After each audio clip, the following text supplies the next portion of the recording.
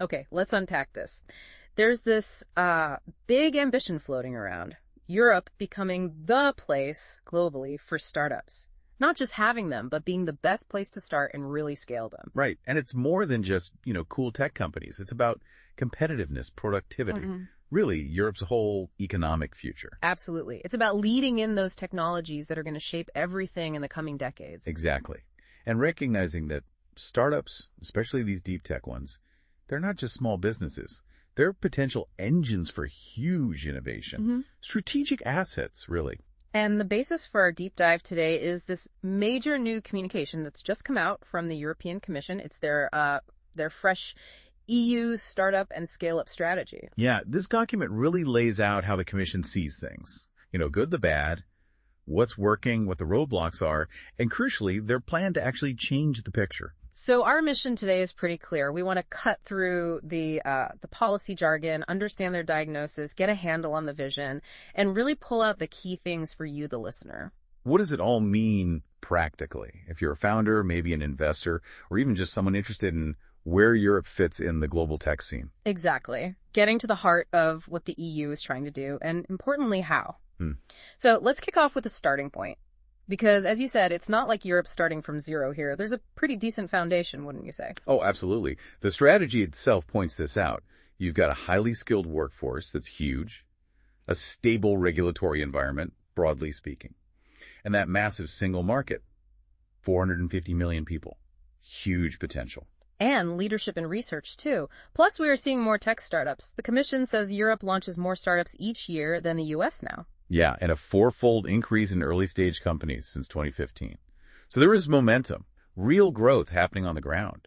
And it's not like governments have been totally hands-off. There have been EU initiatives, national efforts, things like EU-funded startups raising, 70 billion euros in VC since 2007. Exactly, and specific bodies like the European Innovation Council, the EIC, that's a big one.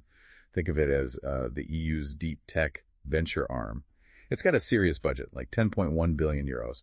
It's a major VC fund itself. Right. And then there's InvestEU. That's broader, but a big chunk of its 26 billion euro guarantee is specifically aimed at de-risking investment in higher risk areas, which definitely includes startups. Okay, so skilled people, big market, research strength, rising startup numbers, some existing support. Sounds pretty good. Yeah. But the strategy is also quite blunt about the problems that just won't go away. Yes. It basically says it's still too hard to start and maybe even harder to scale in Europe. That's the core issue, isn't it? The scaling part. It is. And that's where they bring in this term, the double valley of death. The double valley of death sounds pretty bleak, but it probably resonates with a lot of founders. I think so. The first valley is, that classic challenge everywhere. Taking an idea from the lab, making it a real product people want to buy. Tough, but universal. Okay. But the strategy argues the second valley is where Europe has a particular problem. You've got the product, maybe some early traction, but then making that jump to becoming a really big, globally competitive company, that's the scaling challenge. That's where things often get stuck. And you can see the consequences in the numbers they cite. Like nearly a third of European unicorns, those billion-euro companies, actually moved their headquarters out of the EU between 2008 and 2021. Yeah, that's a stark figure. And globally, only about 8% of the world's scale-ups are based here in Europe. Ouch. And the worry isn't just about, losing bragging rights. If Europe can't grow and keep these scale-ups, it risks falling behind in really strategic areas. Think AI, quantum, chips, biotech, clean tech. Future industries, basically. Exactly. It's directly linked to future economic clout and technological sovereignty. So, if we have the talent, the research, why is scaling so tough here? What's the root cause according to the strategy? Well, the big one they hammer home is fragmentation. Just fragmentation everywhere. Fragmentation, meaning? Meaning the idea of a true, seamless single market for a startup just isn't reality. The market itself is fragmented. Regulation is fragmented. Think tax laws, company laws, labor laws. Yeah. They're different in every member state. And the single market for capital. Yeah. Still incomplete. So launching a startup, you're not really launching into one market of 450 million people. You're juggling, 27 different mini markets? Pretty much. And the cost and complexity of navigating all that difference, it's a massive drain, especially for a young company. Right. And beyond just fragmentation, they also point to, a generally lower appetite for risk among investors compared to the U.S., for instance. slower uptake of new innovations by potential customers, both public and private, and public procurement. Huge potential market often isn't set up to easily buy from startups. Got it. So the foundations are strong, but this fragmentation, maybe a bit of risk aversion, creates this really difficult environment for scaling up, which leads companies to look elsewhere just as they're hitting their stride. That's the diagnosis in a nutshell. Okay, so given that diagnosis, what's the vision then? What are they actually trying to achieve with this strategy? The vision is pretty bold, actually. It's simply to make Europe the most attractive place in the world to launch and grow a tech company, especially these deep tech ones. Choose Europe. I saw that phrase. That's the core message. Create conditions so good that founders and investors actively choose to build their global success stories here. Reduce the reasons for them to leave. And again, this connects directly back to building strength in those strategic technologies we mentioned. AI, quantum, biotech, clean tech, even defense and space tech. And the mechanism for achieving this, is it finally making that single market work for startups? That's definitely a huge part of it. Leveraging the scale of the internal market so companies can grow big here first. But it's also about fostering a shift in mindset, towards being more entrepreneurial, more accepting of calculated risk, where innovation is welcomed, and, importantly, where failure isn't seen as the end of the road, but maybe a necessary step. Right, that cultural aspect. And how is the strategy structured? It breaks down the actions into 5 key pillars, designed to address the needs of a company throughout its life cycle. And they're planning to measure success, looking for increases in the number of startups, these centaurs companies, valued over 100 million euros. Ah, the stepping stone to unicorn. Exactly. And unicorns compared to global peers. Yeah. So they're putting metrics on it. Which suggests they want tangible results, not just nice words. What gets measured gets done, hopefully. Let's hope so. Okay, let's dig into those 5 pillars then. Pillar 1, innovation-friendly regulation. You said regulatory fragmentation was a key issue. What kind of problems does the strategy highlight here? It's the sheer variety and complexity. Tax laws, company setup rules, securities regulations, even labor laws. They differ significantly from one member state to another. So trying to operate in, say, Germany, France, and Poland means dealing with 3 totally different legal and administrative systems. Pretty much. And that means high compliance costs, lots of admin hassle, difficulties managing staff across borders. It even makes winding down a business more complex and costly if you're spread out. Plus, getting regulatory approval for genuinely new tech can be slow, and sometimes the existing rules just haven't caught up with the innovation. So for you, the listener, as a founder or investor, this just means headaches, cost, delay. Yeah, it's a major drag on resources. Time and money spent navigating bureaucracy is time and money not spent on developing your product or finding customers. So what's the plan to fix this regulatory maze? Well, the headline proposal is something they're calling a European 28th regime. A 28th regime, like an optional EU-wide set of rules. Kind of. The idea is a single digital-first set of rules specifically designed to cut through these cross-border barriers for startups. They wanted to drastically simplify setting up and operating across the EU. And they've set a really ambitious target, enabling company establishment within 48 hours by the first quarter of 2026. Wow, 48 hours. That would be revolutionary compared to how long it can take now in some places. Absolutely. And linked to this is a plan for a European business wallet by late 2025. Basically, a secure digital identity for businesses to make all those online interactions with authorities smoother. Okay. Then there's the European Innovation Act, planned for early 2026. This is important because it aims to promote regulatory sandboxes across the EU. Sandboxes. Yeah. So safe spaces to test new tech with regulators watching. Exactly, allowing innovation to happen in a controlled way, especially where the rules aren't clear yet. The Act aims to set common principles for these across Europe. That sounds sensible. What else on the regulatory front? They're recommending a voluntary innovation stress test for member states, also for early 2026. Basically, encouraging governments to think about the impact on innovation before they pass new national laws. Proactive thinking, okay. And they plan specific actions to reduce burdens in strategic sectors. Things like a Biotech Act, a defense simplification package are mentioned, starting from 2025. Plus, they want to revise the rules around standardization by mid-2026, making it easier and faster for startups and SMEs to participate. because standards can be huge barriers. Yeah, getting locked out of markets because of standards. Right. And finally, a study in 2026 looking into obstacles in corporate restructuring, things like mergers or even liquidations, how those processes affect startups. Okay, quite a comprehensive attack on the regulatory front. Let's move to Pillar 2, better finance for startups and scale-ups. This feels, well, absolutely crucial. No money, no growth. It's fundamental. And Europe has some deep-seated issues here. Our whole financial system is very bank-centric. Bank assets are like 300% of GDP here versus maybe 85% in the US. So we rely much more on bank loans than, say, equity investment. Exactly. Our capital markets, especially for venture capital and growth equity, are just smaller and less developed. Part of it's maybe cultural, less of an equity investment tradition, maybe more risk aversion. But a big part is also that capital market fragmentation. We talked about different national rules for things like insolvency or securities law make cross-border investing harder. So the problem isn't just getting money, it's getting the right kind of money, like equity, especially for those big growth stages. Precisely. The strategy flags a major funding gap, particularly for funding rounds above 100 million euros. That's the kind of serious capital needed by deep tech companies trying to scale globally.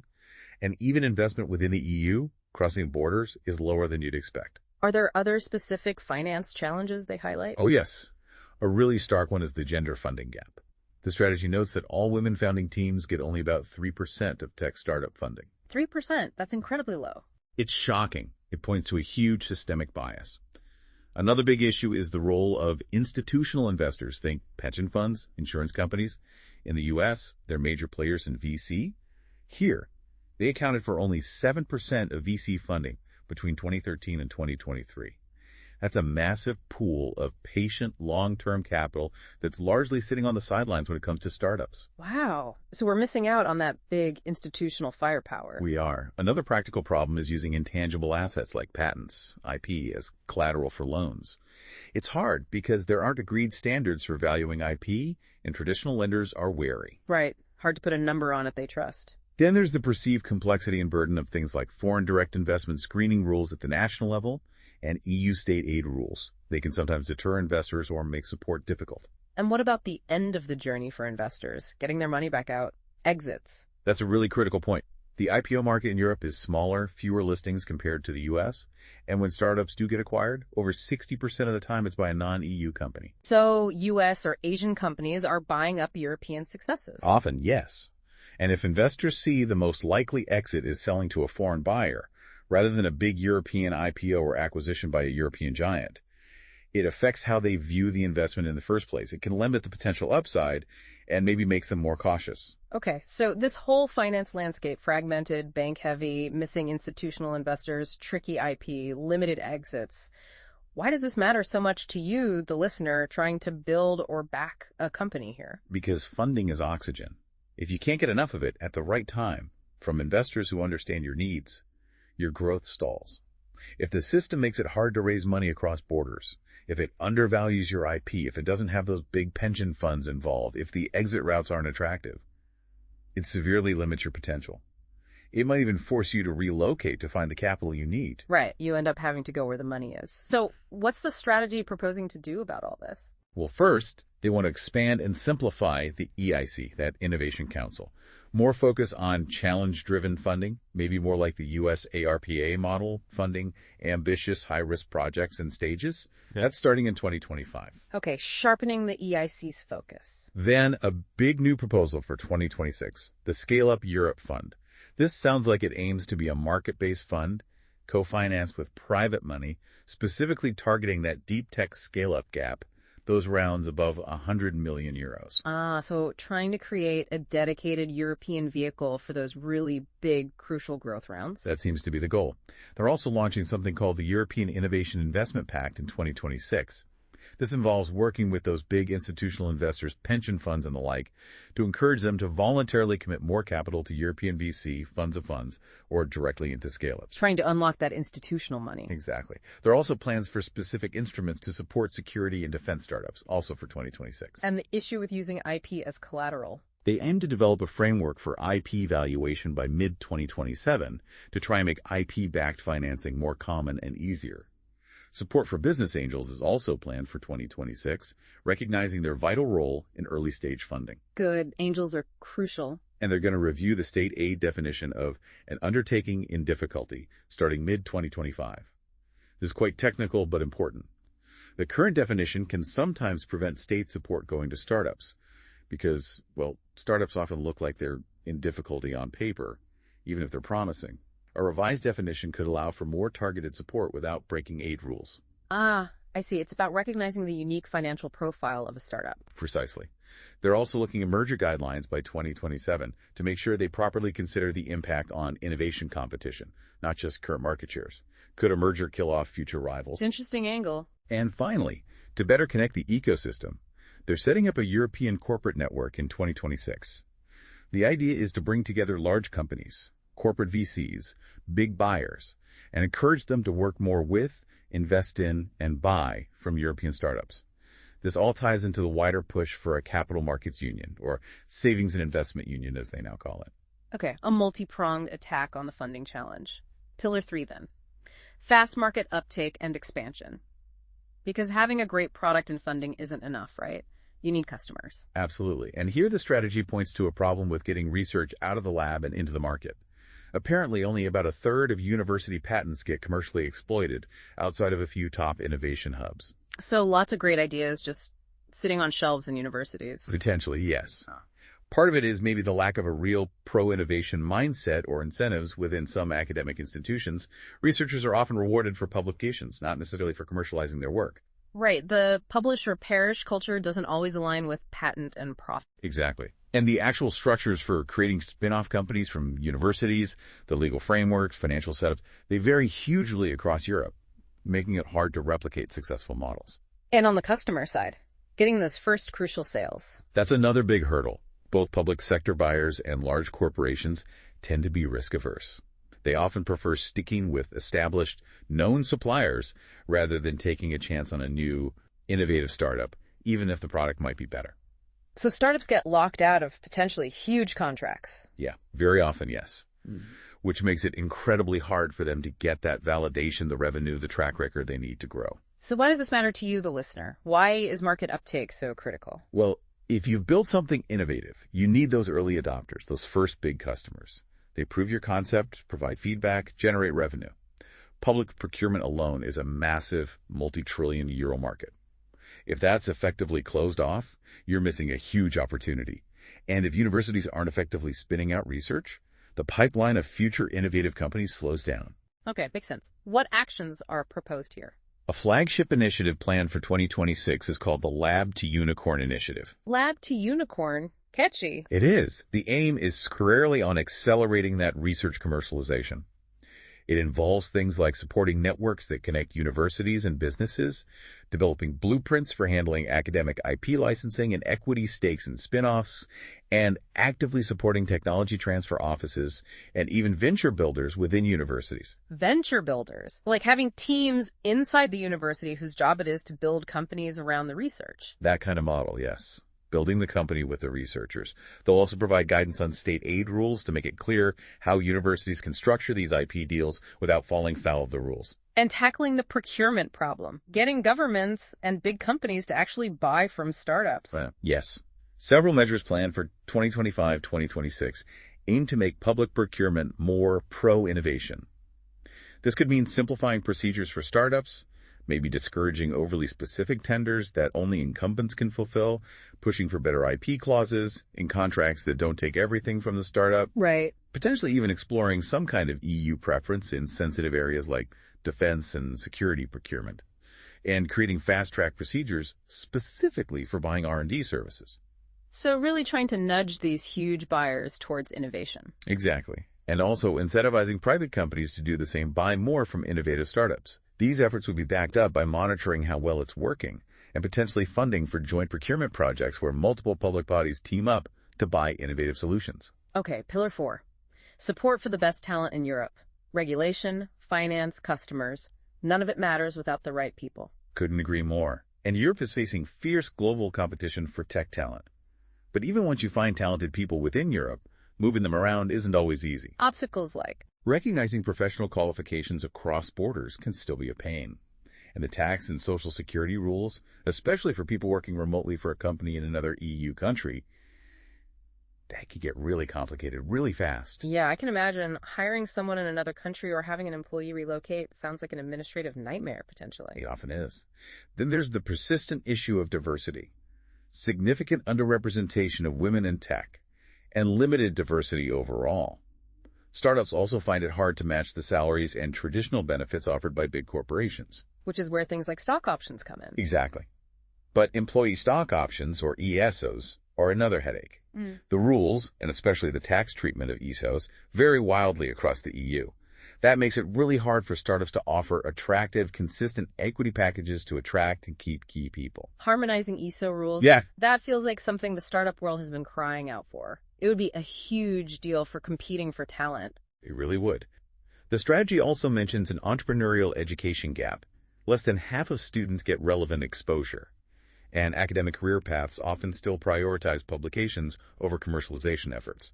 Plus, the existing EU Blue Card for skilled non-EU workers isn't always a perfect fit for founders, and national visa schemes for entrepreneurs are fragmented. So why is sorting out talent so vital for you, the listener? Because ultimately, your company's growth is capped by the talent you can attract and retain. If it's hard to hire across borders, if you can't use tools like ESOs effectively to compete with big players, if you struggle to build diverse, skilled teams, your potential is limited. Simple as that. So what's the action plan for talent? They're launching a blue carpet initiative. Bit like a red carpet, I guess, starting 2025, 2026. It's focused on attracting and retaining diverse talent, both from within the EU and from outside. Blue carpet. Okay, what does that involve? Several things. Promoting entrepreneurial education. Developing a blueprint for academic careers that actually rewards commercialization. And, crucially, exploring ways to harmonize the treatment of employee stock options, including the tax side. There it is, the ESO harmonization hope. It's definitely on the agenda. They also plan to issue a recommendation urging member states to get rid of tax hurdles for remote workers operating cross-border, and deliver a fair labor mobility package to clarify Social Security rules for remote work, plus a skills portability initiative to make recognizing qualifications easier. Making remote work and mobility smoother, and attracting talent from outside the EU. Yes, an EU visa strategy is planned for late 2025. It will specifically look at attracting non-EU students, researchers, and entrepreneurs. And they'll examine how the existing Blue Card system can be better utilized for startup founders. Using existing tools better. Right. They're also piloting multi-purpose legal gateway offices by late 2025. Think one-stop shops to help tech talent navigate the bureaucracy. Encouraging member states to create their own fast-track visa schemes for founders. And simplifying existing support services like EURAC-CS for researchers and innovators coming to Europe. So, making it easier to come here, move around, and for startups to actually hire and incentivize people effectively. That takes us to the final pillar, Pillar 5. Access to infrastructure, networks, and services. Right. The challenge here isn't necessarily that Europe lacks the infrastructure. We have world-class research labs, high-performance computing, various support networks and services. The problem is navigating it all. It's a maze. It can feel like it for a startup. Information is scattered. The processes for actually getting access to, say, a university lab or a supercomputer can be complex and vary wildly. IP agreements for using public facilities can be tricky, and there's sometimes uncertainty about state aid rules when public bodies grant access to their infrastructure. So the good stuff is there, but finding it and getting permission to use it is the hurdle. That's often the case. And for you, the listener, as a startup founder, that complexity means delays, wasted effort, maybe missing out on using cutting-edge facilities that could accelerate your development or testing. So how do they plan to simplify this access? They're going to develop a charter of access. This is aimed at industrial users, including startups wanting to use public research and tech infrastructure. The goal is to simplify and harmonize the conditions for access. They'll also provide specific financial support for startups needing access to AI computing power, starting in 2025. Okay, clearer rules and some funding help. The European Innovation Act we mentioned earlier will also legislate to promote easier access to this infrastructure. And specific guidance on state aid rules is planned for 2026 to clarify how universities and public research organizations can provide access without breaching the rules. Removing that uncertainty. And a key practical step is streamlining all the existing EU websites, portals, and hubs into a single digital entry point. One clear place for innovators, investors, service providers to find information and resources. This is linked to plans for a future competitiveness fund.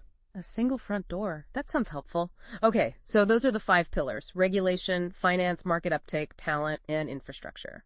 It's a pretty wide-ranging plan. But how will they actually know if it's working? How do they measure success? Yeah, that brings us to the measurement aspect. And they identify a really basic problem. There's no single agreed-upon EU definition of what a startup is, or a scale-up, or even an innovative company. Really? No standard definition across the EU? Apparently not, which makes collecting reliable, comparable data across all the member states incredibly difficult. And if you can't measure it accurately, it's hard to design policies that really target the right companies or track if those policies are working. Right, if everyone's counting slightly different things. Exactly. So for you, the listener, this lack of definition means support might not always be perfectly targeted, and it's hard to get a clear picture of how Europe's truly performing against, say, the US or China. So what's the action? Define them. Yes.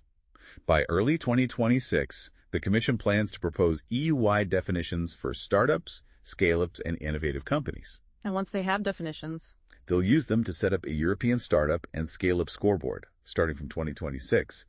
This will track key metrics, number of startups, centaurs, unicorns, their growth rates, and, crucially, benchmark Europe's performance against global competitors. So, quantitative tracking. What about the qualitative side? How things feel for founders? Good point. They also plan an annual survey starting in 2026, specifically asking founders about their perception of the regulatory environment. Is it actually getting easier? Are these changes making a difference on the ground? That founder feedback seems really important to see if the policies translate into real-world improvements. Absolutely. It's crucial to have that reality check alongside the hard numbers. Okay, so putting it all together, the strategy seems to show Europe acknowledging its strengths, yes, but also being quite refreshingly honest about the deep challenges, especially this recurring theme of fragmentation holding back scaling potential. It definitely paints a picture of trying to tackle the problem holistically, simplifying things at every stage of a company's life, from starting up to funding growth, to finding customers and talent, right through to potential exits. It's a mix of short-term actions and longer-term reforms. And the ultimate aim seems to be creating an ecosystem where innovative companies don't just get born here, but they actively choose to stay and grow into global players from Europe. But that's the clear goal. Stop the brain drain. Stop the company drain. Make Choose Europe the logical choice. Of course, the big question is implementation. Success hinges on actually delivering on these proposals, especially the big legislative pieces like the Innovation Act or that ambitious 28th regime. It does. And the strategy itself stresses this won't work if it's just Brussels dictating things. It needs real buy-in and cooperation from all the member states and active involvement from the startup community itself. So the goal is ambitious. Make the EU the place to be for innovation and growth. Turning that vision into reality on the ground for founders, for investors, right across the continent. Well, this deep dive has certainly covered a lot of territory. We've gone through the diagnosis, the vision, those 5 pillars: regulation, finance, market access, talent, infrastructure, and how they plan to measure it. Thinking about this whole strategy, everything we've discussed, what aspects really stand out to you, the listener? What do you think is the single biggest, toughest challenge that Europe absolutely has to crack to become that genuine global startup powerhouse it wants to be? It's clear there isn't just one magic fix, is there? But tackling that deep-rooted fragmentation, that feels like it has to be right at the heart of it. And as the Commission, the member states, and the whole European innovation ecosystem move forward trying to implement this strategy, maybe it's worth considering what role different players, individuals, companies, maybe specific regions could play in helping make this ambitious vision a reality, something to think about.